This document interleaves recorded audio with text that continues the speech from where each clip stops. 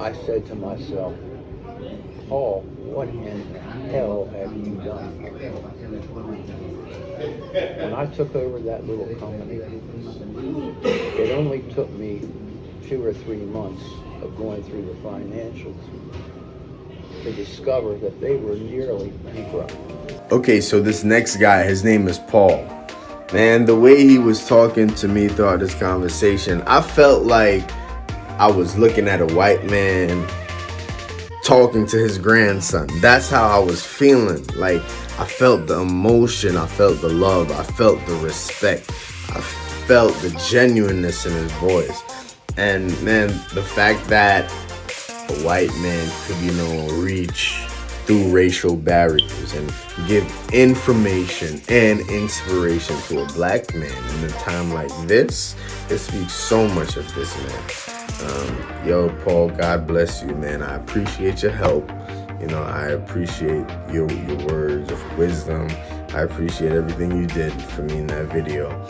And for the people that's gonna watch the video, I hope y'all can take something from it to help you guys on your business journey or entrepreneurial journey or whatever.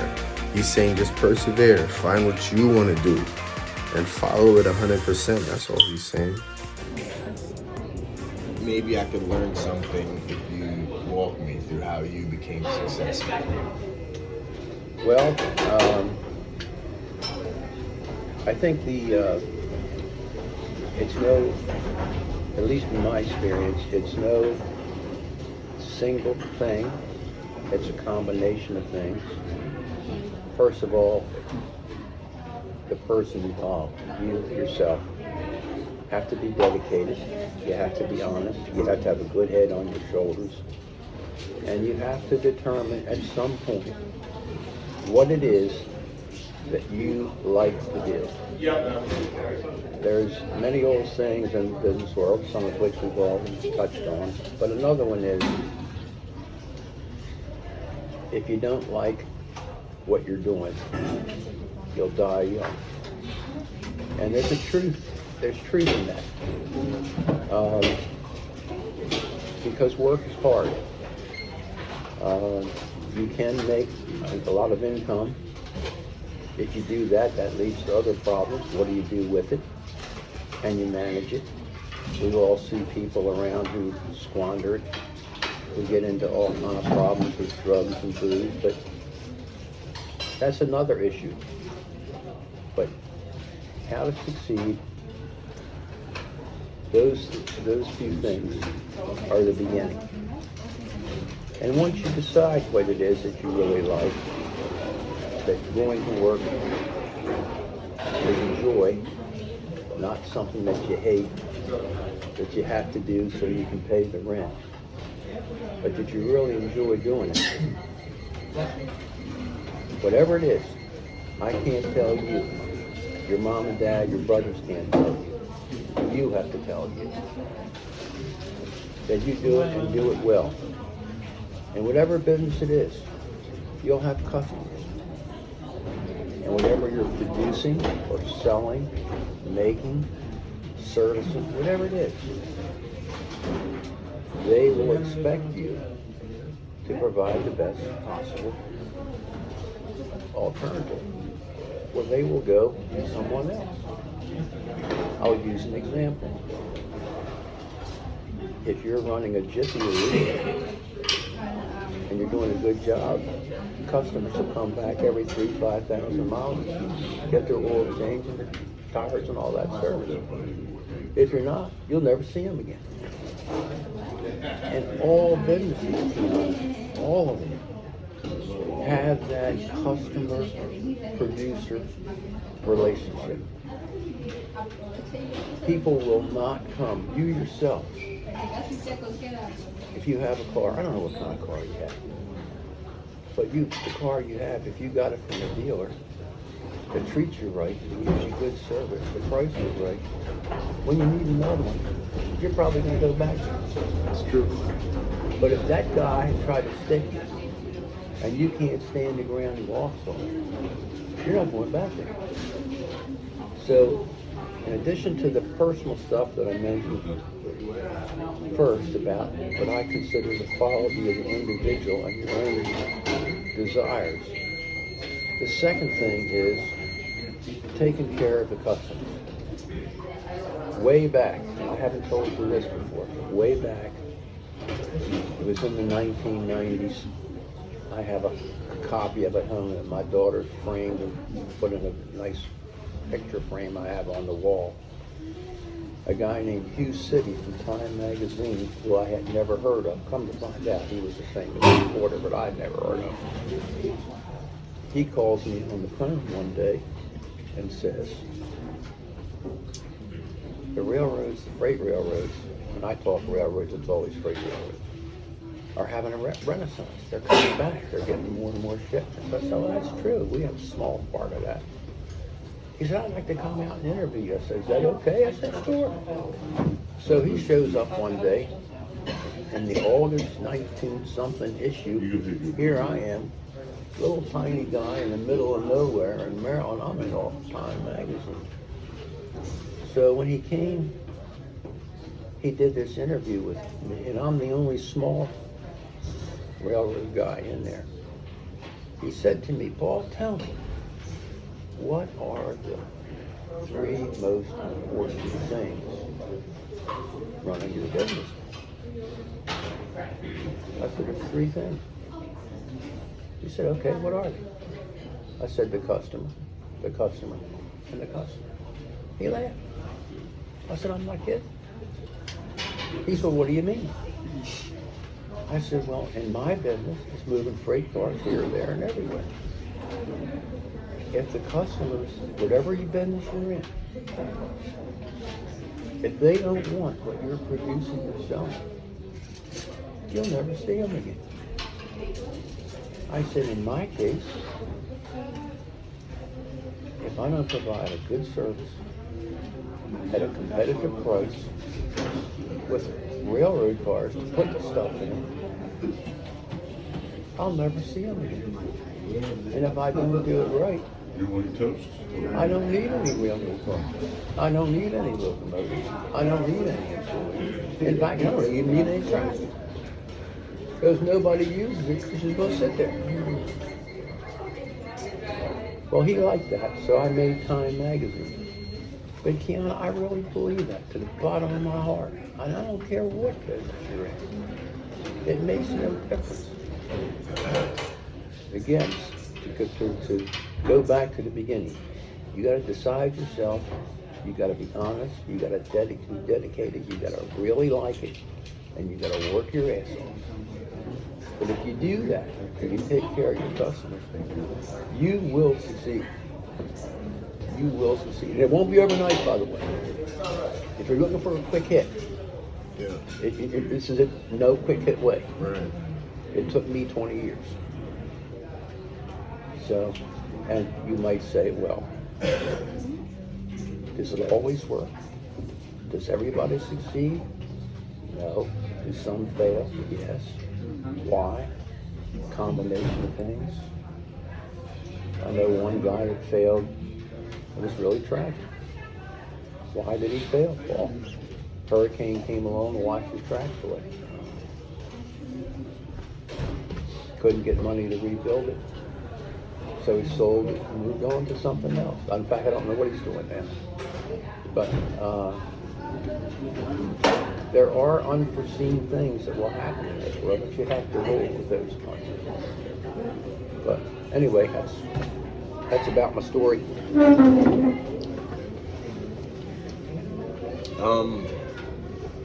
So we've been talking, and you've been pretty much giving me a lot of insight. Well, I hope. But for the people watching, can you talk more about how you got started in the railroad business?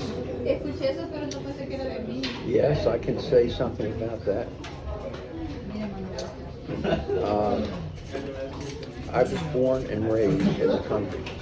And in the 1940s, you may laugh, a little town that we lived in, one of the big things for little boys to do was to go to the local depot in town and watch a train come in.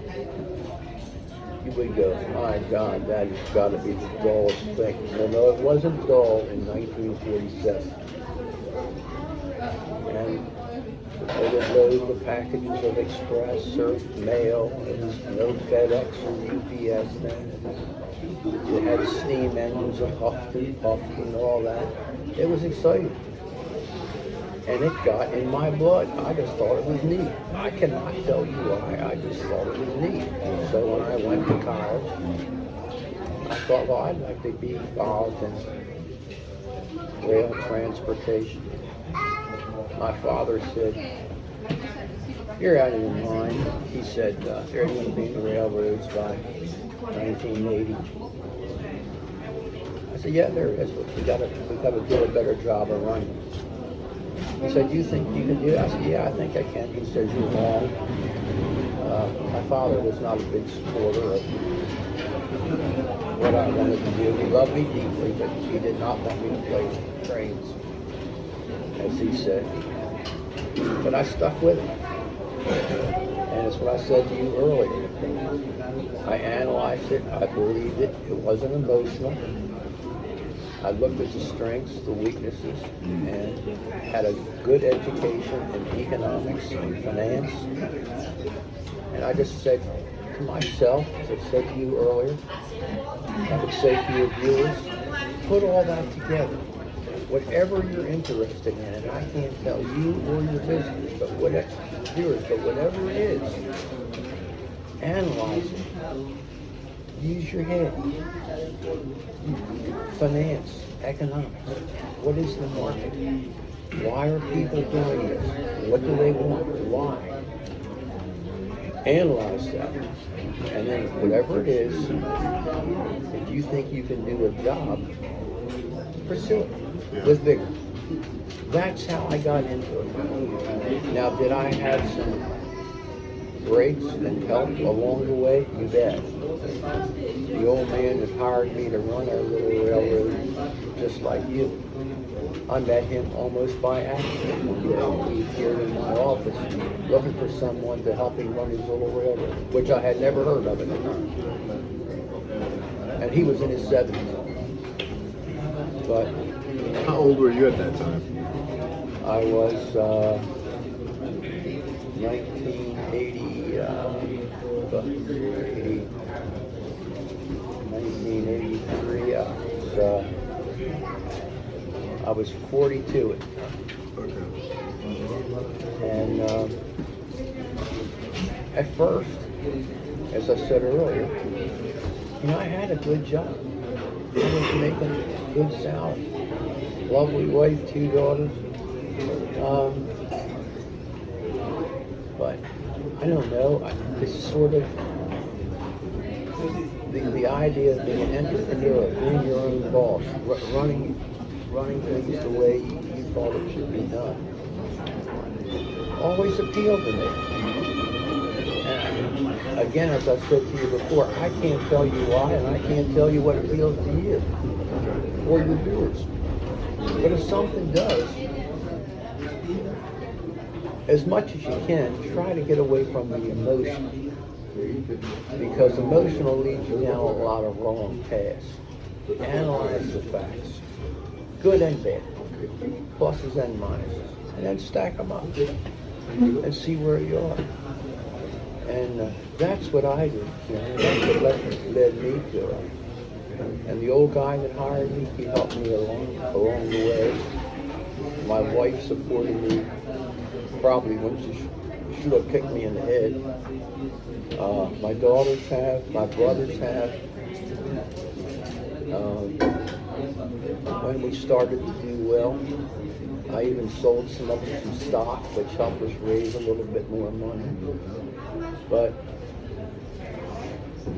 doing it that way and having a good solid background in finance and economics, it'll take you a long way. Hope that helps everybody.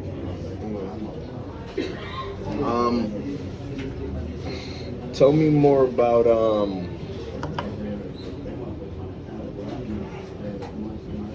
why you took the job? Like, why did you say, yes, you know what, I'll definitely help you build this railroad? Yeah, I know you're a wise man.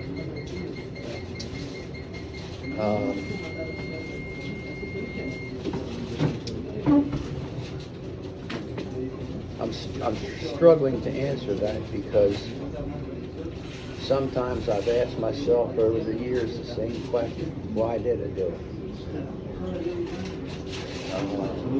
Why would anybody agree to take a new job making less than half of what you were in the job you already had? Why would anybody assume risk, get yourself an employment contract with two incentives in it, one for new business and one to acquire a piece of the ownership if you were successful, when staying where you were, cashing your check every 2 weeks was pretty easy? Why would you do that, Paul? The only answer I can give you on that one is, again, your own personality makeup. I just have a streak in me, I guess. I don't consider myself a great person or an outstanding person at anything. I used to joke with people when I played music. I used to joke with people I can't even play the radio right. But it's just something that appealed to me. And at the time, there was no burning desire. There was no crisis in life. There was no force, I guess I should say, that made me do it. I just thought at the time, by golly, that's something I would like to do. And I did it. And it turned out well. And Barbara's back here, but she could tell you any number of times.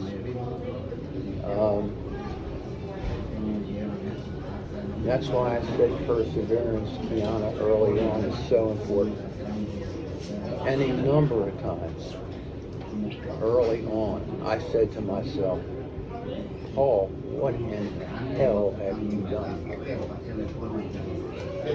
When I took over that little company, it only took me 2 or 3 months of going through the financials to discover that they were nearly bankrupt.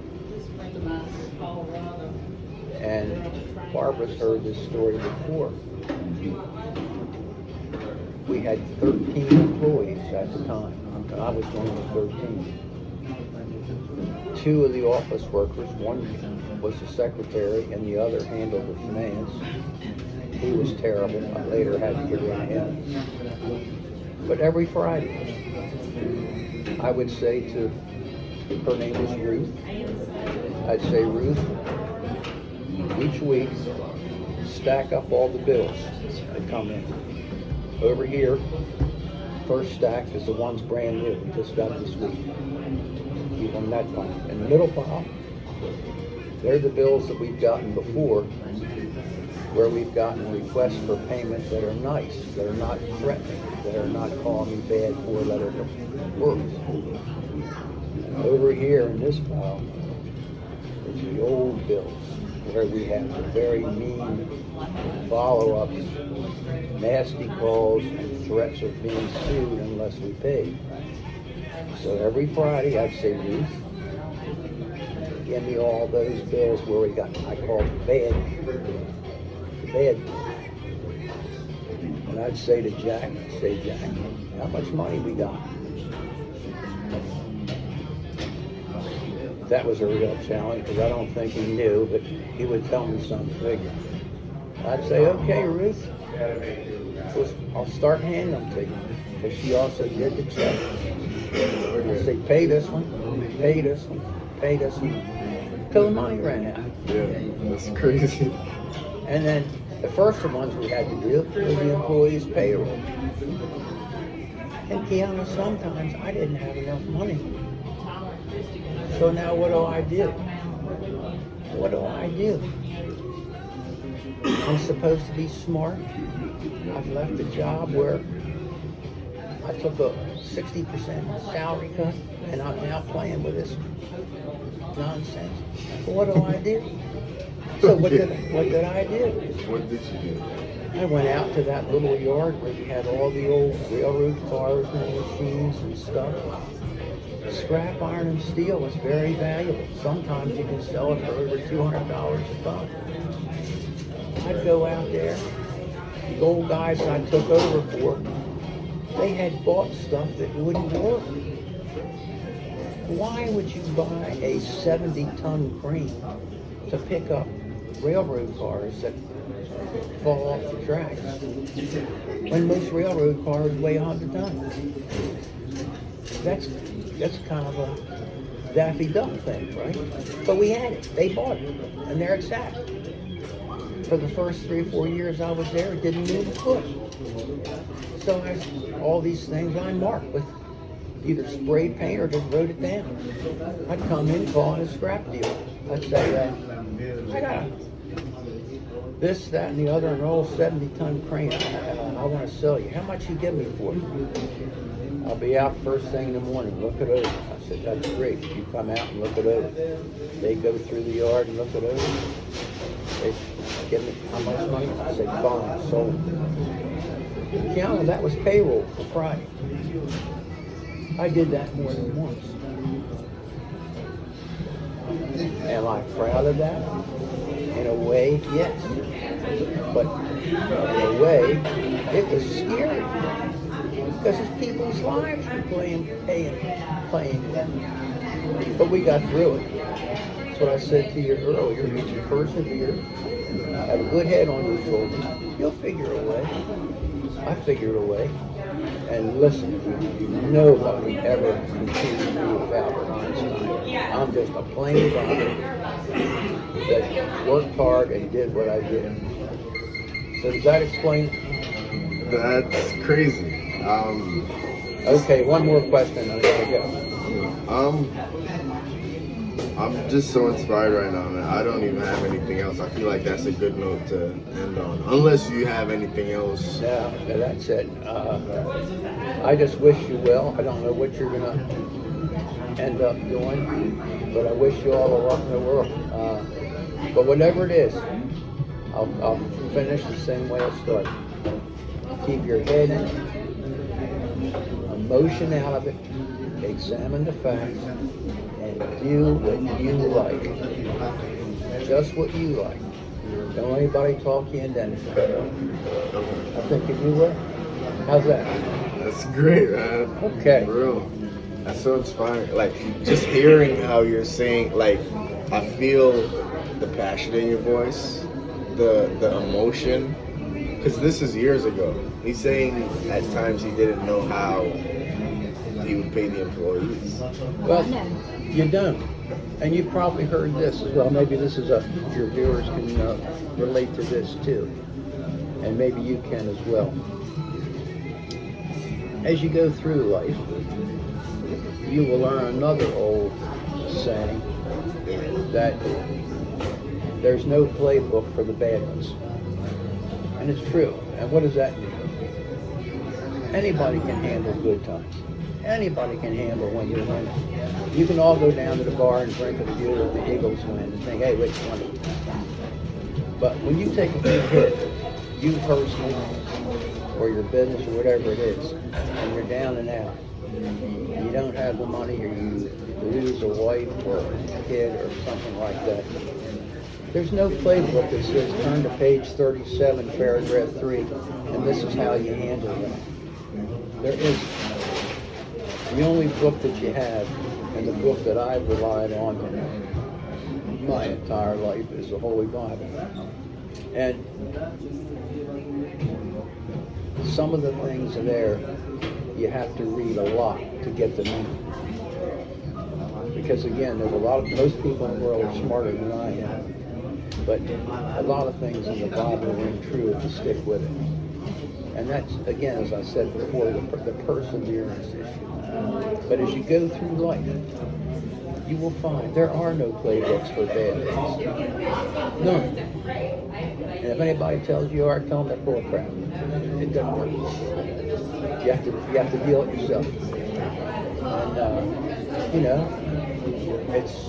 But again, if you have your head screwed on right, you'll handle it. And I appreciate you, Paul. I'm gonna let you guys get going. We gotta get back to Maryland. Please shake your hand and wish you well. Yes, sir. Okay. Okay. Have a safe trip Okay. back. Okay? All right. Have a good one. It was good to meet you. Yes, ma'am. I'm gonna go up, Barbara, and get her stuff. You bring your stuff down, or is it still up there? It's still up there. Okay. I'm going up to Okay. Take care. Yeah, I do have the number still, so I'll try to stay in touch. Please Yeah. do. I'd like to know how you make out. Okay.